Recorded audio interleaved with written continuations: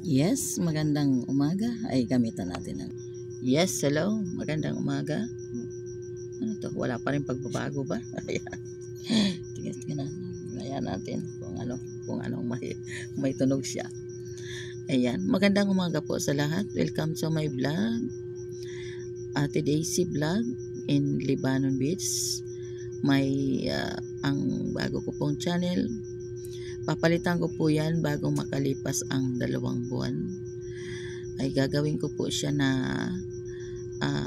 Dear Ate Daisy Vlog. Ayan, si Ate Daisy Vlog po kasi ay hindi na po nakakapaglakad ng maayos. Lalo't naugatan po yung kanyang tuhod sa kaliwa na naman. Nadisgrasya na nga po yung joint dito sa hita. Kaya hindi na to makagalaw na kanan. Hindi na makalakad ng ayos.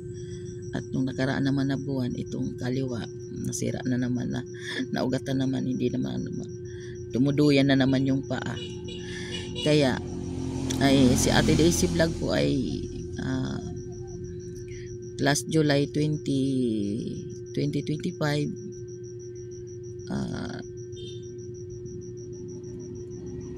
July 15 itinakbo po siya sa ospital noon kasi po pala ay inatake na. At nung na po sa x-ray, kasi yung aking likod pinatingnan ko po sinangguni po sa doktor kasi hindi na rin po siya nakakagalaw, umi-straight na. Kaya nung makita po sa x-ray ay yun nga, operahin sana po yung likod nung last December 2025. November. Hindi po ako nagpa-opera kasi baka hindi kayanin. Madami pa naman gawain si Ate Daisy Vlog dito sa Libanon Beach po. Ngayon po, talagang ganito na po si Ate Daisy Vlog na isa pong PWD na. At ito, bali sa likod, bali sa tuhod, bali sa hita. Kaya, pag nagbablog nga po, kontrolado, kahit may mga bisita, siyempre, hindi mawala yung i-embracein ka, hindi po mawala yung mga ako nag-aalala kasi po yung mahina po kasi ang aking likod. Pag wala pong gamot, hindi mawala ang sakit. Kaya pag halimbawa, kasi once, di ba yung pagka may mga bisita o kaya mga kaibigan ka na pag nakita ka, di ba, anuhin ka, yung minsan nga akbayan ka, kakargahin ka. Kay Ate Daisy Vlog po hindi po na maaari yung ganun kasi nga pag naglakad nga po si Ate Daisy Vlog parang itlog na mababasagin. Kaya masyadong kontrolado kasi para siyang, kala nyo bang may dala-dala kang isang sakong bigas o kaya naman para kabagang yung may pigsa, para kabagang may, di malaman kung ano yung naroon sa likod mo na ang sakit. Kaya yun po sa mga kaibigan ni Ate Daisy Vlog, sa mga bisita, lalo kay Sir Adin nung pumunta dito sa cottage, inaakbayan ako. Sabi ko, Sir, Diyos ko, kasi yung likod ko nga kahit nga ako maghiga talagang umaaray ako.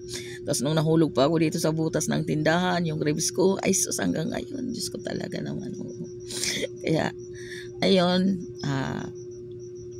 naisipan po ni Ate Daisy Vlog, kasi akala po kasi ni Ate Daisy Vlog gumawa ng bago na account kasi akala yung Ate Daisy Vlog in Libanon Beach ay sira na, katulad nung doon sa YouTube na sayang yun.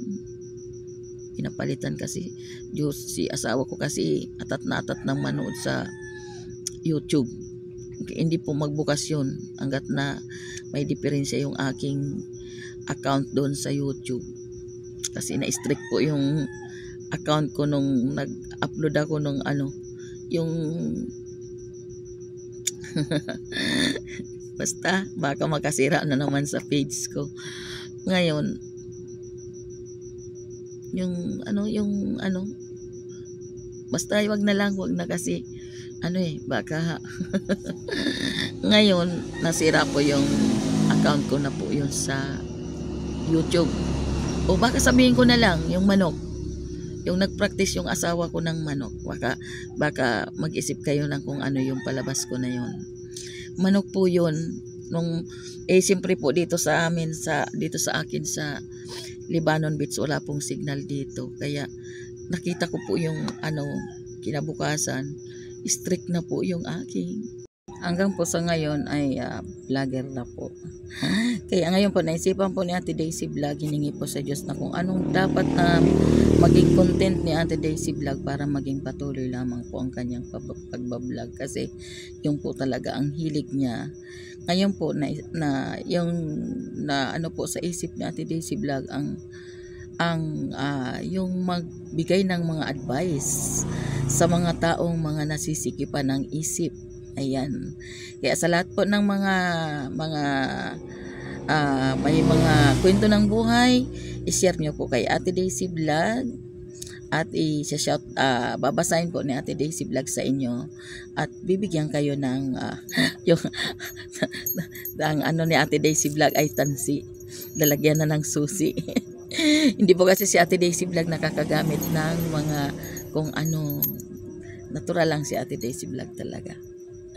Ngayon, ito lang talaga para hindi mawala ang susi, tansi lang talaga siya. Ayan. Kaya yung lahat po ng mga nangangailangan po ng advice dyan, mga payo, ayan, i-share nyo po kay Ate Daisy Vlog at kayo po ay tutulungan kung ano po ang kanyang magiging advice po sa inyong mga karaingan. Ayan po guys, soon na pagka pumalit na po ang DCMD Solok Ate Daisy Vlog in Lebanon Beach, ang content na po ni Ate Daisy Vlog doon ay Ate Daisy Vlog. Sa mga may pusong sugatan, i-share nyo po yan kay Ate Daisy Vlog. Ayan, dahil kayo po ay papayuhan ni Ate Daisy Vlog. Ayan, patuloy tayo. Ayan, strict na po yung aking account. Kaya po, nagsimula po ako ulit doon sa YouTube. Magbagong account po ako. Kaya nasayang po yung aking nasa 300 followers na noon. Tapos po ngayon, ito naman si FB. Ganon din ang nangyari. Hindi rin siya nag-open, hindi rin nagsa-something wrong siya. Kaya akala ko po, wala na po yung account ko na yun na Ate Daisy Vlog. Nasa loob po ng 2 buwan yun na hindi nagamit. Kaya gumawa po ako ngayon ng bagong account, DCMD Solok. Para sabi ko, hindi makatulad doon sa sa Ate Daisy Vlog in Lebanon Beach po. Ngayon po, naisipan po ni Ate Daisy Vlog kasi hindi na po makagalaw, makalakad, lagi na lang po dito sa tindahan. At yun nga po, nagpagawa po si Ate Daisy Vlog kay asawa doon sa tabi ng kalsada ng Puso, dahil hindi na po makababa talaga si Ate Daisy Vlog doon sa baba, kasi yung paa, yung tuhod hanggang binti dumuduyan. Nadidelikado pong susubsub pag naglalakad. Tapos pag naitayo nyo po na parang yung natural, gumaganon siya, gumigiwang, hindi na siya yung gumagano na siya. Kaya ayun po, malaki pong diferensya po ngayon sa pagbablog ni Ate Daisy Vlog. Lalo noon pa nga po na wala pang diferensya yung tuhod, hindi na nga po makapaglakad kung walang kasama. Kaya hindi po nakakapag-view si Ate Daisy Vlog ng ayos kasi hindi makalakad ng ayos kung walang kasama. Tapos po pag biyahe naman, nag-tricycle, kontrolado naman, naglalambitin sa ng tricycle kasi yung likod naman nalulundo, kaya gumagana ngayon ayun, yun po, hiningi po ni Ate Daisy Vlog sa Diyos na kung ano po ang dapat gawin ni Ate Daisy Vlog, dahil yun talagang hilig ni Ate Daisy Vlog. Sabi nga po ni Ate Daisy Vlog doon sa kanyang best friend, yun talaga po ang hilig ni Ate Daisy Vlog. Di siya mahilig noon magbasa ng mga comics, pero ang hilig niya talaga magkanta. Nung simula nung 5 years old, anghel siya sa sinagulo hanggang